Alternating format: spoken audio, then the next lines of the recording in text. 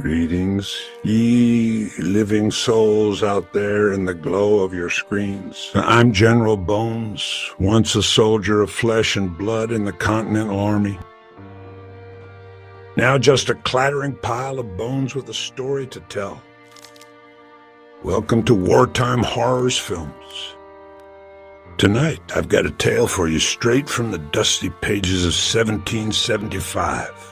The battles of Lexington and Concord, fought on April 19th, when the world turned upside down for a bunch of farmers and a king's army. It's history, it's horror, and it's got a dash of humor. Because if a skeleton like me can't crack a grin, who can? Oh, and don't worry your modern heads.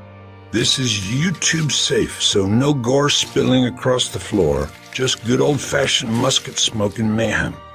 Let's paint the picture, shall we? It's 1775, and the colonies, Massachusetts to be exact, are simmering like a pot about to boil over.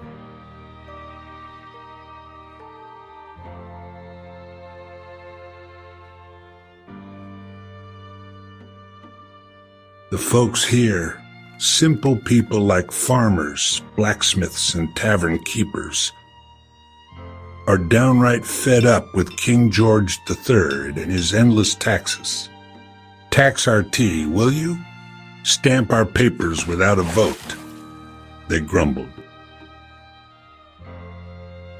Meanwhile, the British, all prim in their red coats, are stewing too. Especially after those colonists dumped their precious tea into Boston Harbor a couple years back. General Thomas Gage, the king's man in Boston, decides enough. He says to his officers one fine April evening, "Oi, Tom, you reckon we'll be back in time for breakfast tomorrow?" If these blasted rebels don't give us trouble, maybe. But I don't like the feel of this night. What's got you spooked? It's just a march to Concord, grab some weapons, nab a couple of troublemakers. Adams and Hancock, right? And we're home by dawn. Aye, that's the plan, but the air's thick, lad. Feels like eyes are on us already.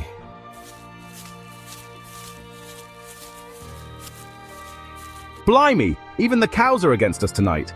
Told you something's off. Keep your musket close. Oh, those poor redcoats thought they'd have a nice, quiet stroll through the countryside. 700 of them, mind you, all polished and proper. But the colonists, they weren't sleeping. Spies in every tavern, whispers on every breeze. The British wanted those weapons in Concord and those pesky patriots, Samuel Adams and John Hancock in Lexington. Simple, they thought. Ha!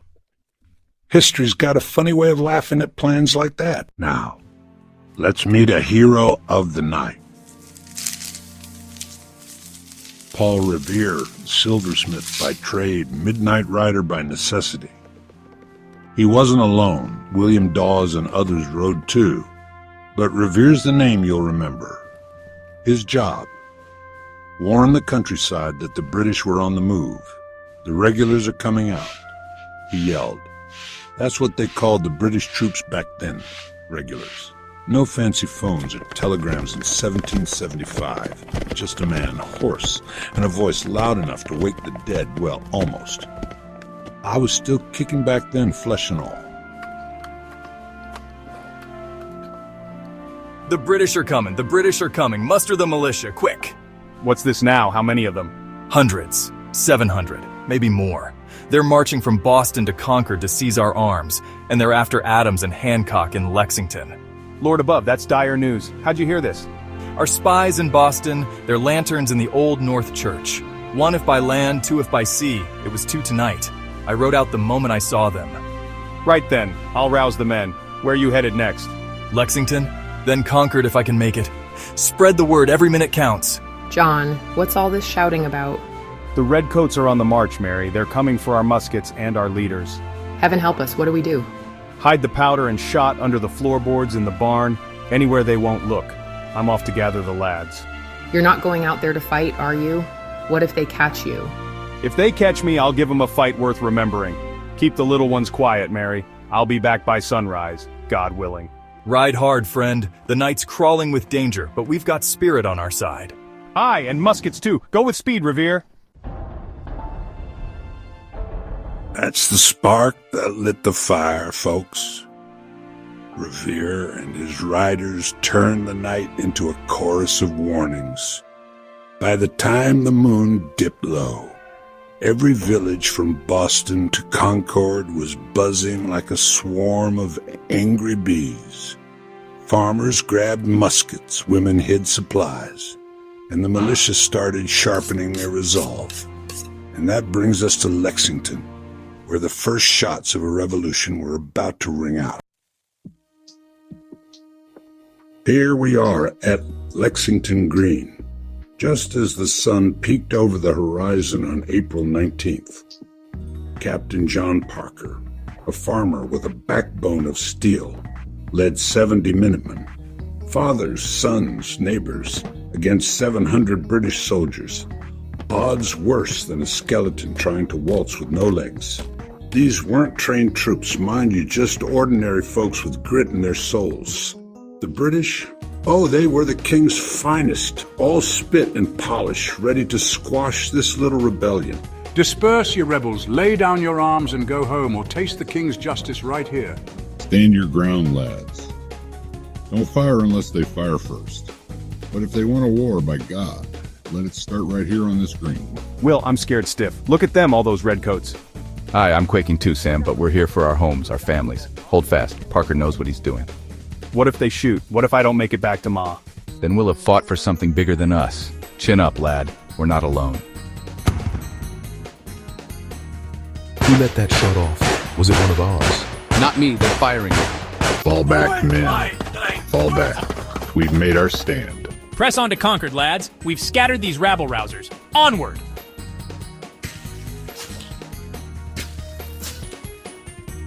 Will, they got Tom. He's down. Keep moving, Sam. We'll mourn later. Get to safety. 8 good men lost their lives that dawn. 10 more wounded, while the British barely broke a sweat one man scratched. That's all. They strutted off to Concord, chest puffed out, thinking they'd crushed the rebellion. Oh, how wrong they were. That shot on Lexington Green wasn't the end, it was the beginning.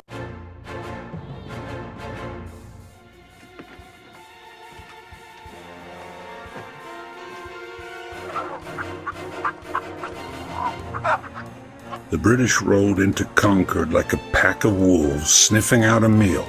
Their orders? Find the Colonial weapons and destroy them.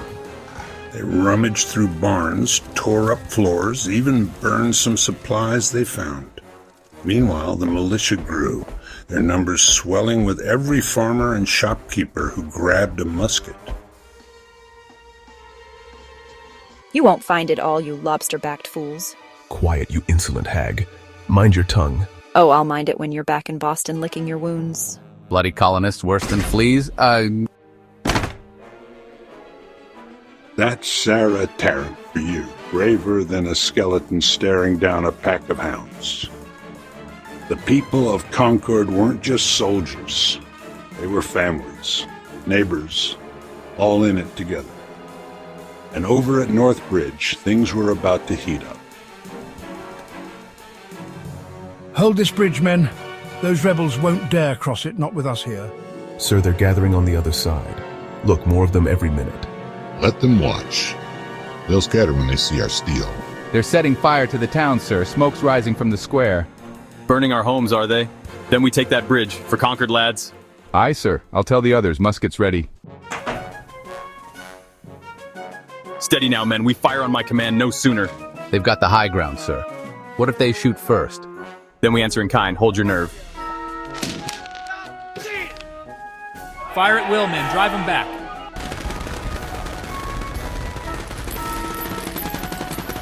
For liberty, for our homes. Take that, you redcoat devils. Fall back to the town. Retreat. They're too many, sir. We're done for. We've got them running. The bridge is ours. Well done, lads. This is our day, our fight. That scrap at North Bridge was short but sweet.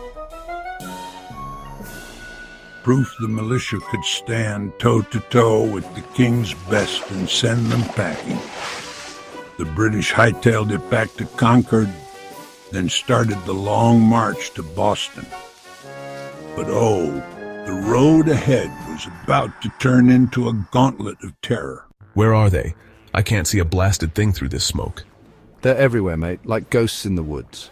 This one's from my brother at Lexington. Rest easy, Tom. Keep moving, men. Don't stop or we're finished. I'm hit. Oh God, my leg. Someone help me. Leave him if you must. Just get to Boston. Pick your shots, boys. Make every bullet count. Got one, sir, right in the chest. Good lad. Keep them running. They won't forget this day.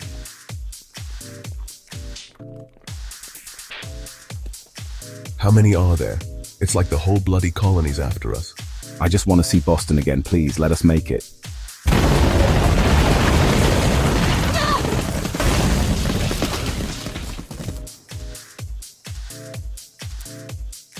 That retreat was a nightmare straight out of a horror tale. The colonists harried from every shadow, behind trees, walls, even haystacks. By the time those redcoats limped back to Boston, they'd lost 73 men, with 174 wounded and 26 missing. The colonists paid a price too, 49 dead, 39 wounded, but they'd bloodied the king's nose and lived to tell the tale. And so, the battles of Lexington and Concord came to a close, not with a whimper, but with a roar that echoed across the world. Those shots fired on April 19th, 1775, weren't just musket blasts, they were the birth cries of a nation. The British crawled back to Boston, tails between their legs, while the colonists rallied, their spirits blazing brighter than ever. Heroes like Paul Revere, shouting through the night, John Parker, standing tall on Lexington Green, Sarah Tarrant spitting defiance from her window, and countless others, farmers, wives. Boys gave us something worth fighting for. They didn't just wield muskets. They wielded hope, grit, and a dream of freedom. So raise a glass or a bone, if you're like me, to those brave souls. Stay spooky, stay patriotic, and join me next time on Wartime Horrors. Until then, keep your powder dry and your spirits high.